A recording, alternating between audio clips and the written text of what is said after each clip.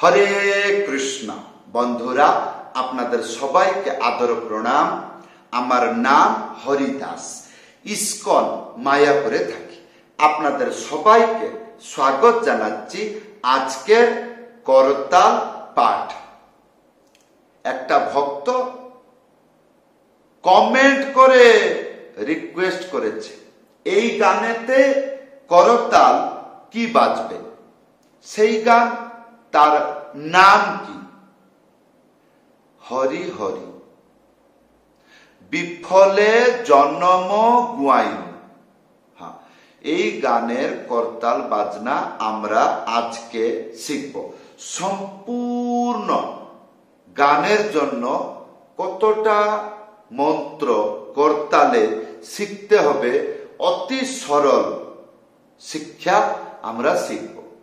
হ্যাঁ, ভিডিও শেষ শিক্ষা হয়ে যাবে। মন ধ্যান পূর্বক ভিডিওটি শেষ পর্যন্ত দেখুন, ভুলে যাবেন না। কৃপা করে চ্যানেলটি সাবস্ক্রাইব করে দিবেন। তাহলে বন্ধু, আজকে আমরা এই গানের করতাল বাজনা শিখব। কোন গানের? হরি হরি বিফলে জন্ম গুয়া ইনু। হ্যাঁ, তাহলে করতাল আছে? পাশে করতাল আছে? যদি আছে আমার সাথে বাজলে আসুন, আমি প্রথমে গান গাইয়ে করতাল বাজাচ্ছি। কি কি বাজাইলাম ভিডিওর শেষে বলে দেব, কেমন? আচ্ছা, হরি হরি বিফলে জন্মে গুয়া ইনু। হরি হরি বিফলে জন্মে গুয়াইনু।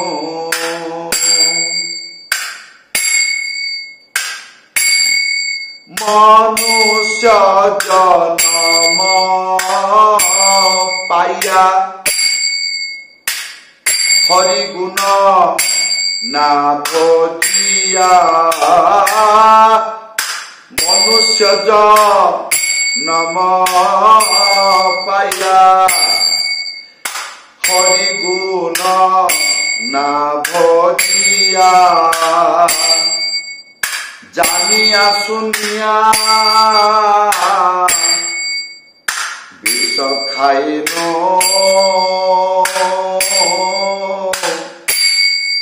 জানিয়া শুনিয়া বিষ খাইনু। তাহলে এই যে গানটি গাইলাম, এইরকম এটা একটা পদ হলো, এই একটা পদ এরকম করে গানটি হইল। আমি কোন রকম করতালটি বাজিলাম। তাহলে এখন আমরা কি শিখবো?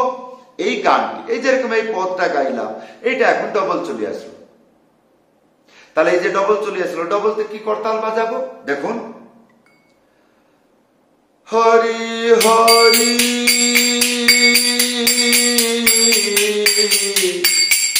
বিফলে জন্মে গুয়াইনু।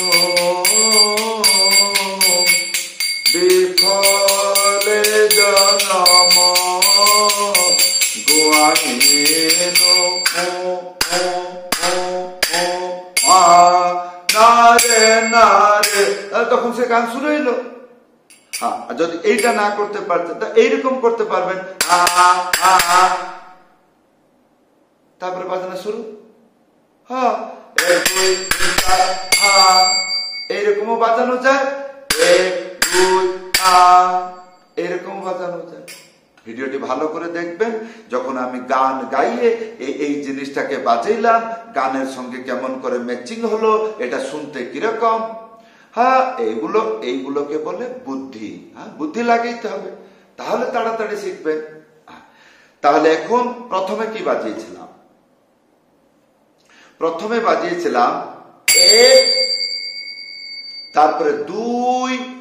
দুই মানে কোথায় গেল? বাজবে না, বাজবে না।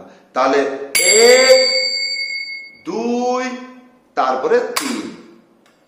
তিনটা মানে চেপে বাজাবে। তাহলে 1 2 3, 1 2 3, 1 2 3, 1 2 3, 1 2 3, না রে না রে না না, না রে না রে না না, না রে না বাজানো হয়, কত সুন্দর বাজে। তাহলে এটা 1 2 3, 1 2 3, 1 2 3, 1 2 3, পরিষ্কার হা হু হু হে হি। তাহলে এটা প্রথম হলো।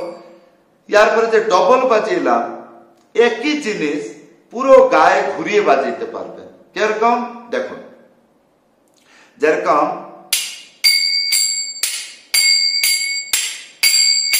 এইটা 1 2 3, কিরকম দেখুন,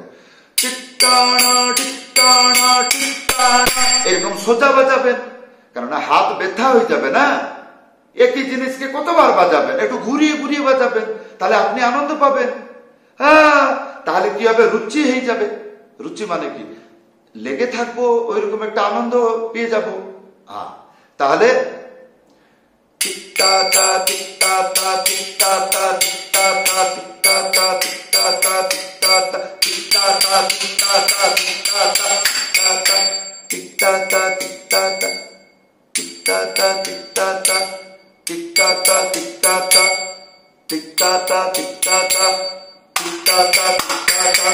অনেক বিভিন্ন প্রকার ব্যালেন্স করে গানের সাথে দৌড়াবেন।